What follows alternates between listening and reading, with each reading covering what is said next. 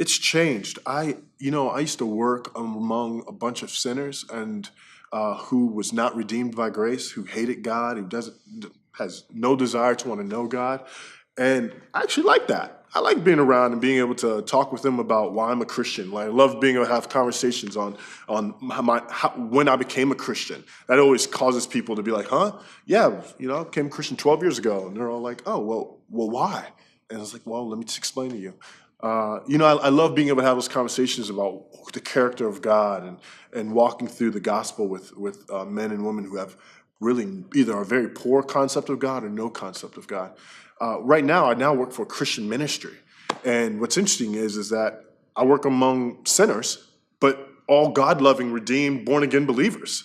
And it's like, well, I can't evangelize you guys, So I realize like my day-to-day life now, it has to be a lot more intentional when I go to the grocery store, looking for opportunities just to have everyday conversations with people.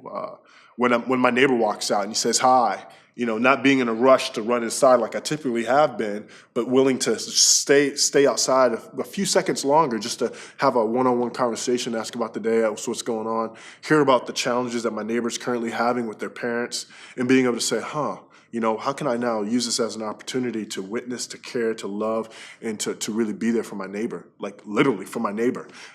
Those type of things I've now had to think about a little bit more strategically and a little bit more deeply. As before, I think I just typically relied on my day-to-day relationships with my coworkers.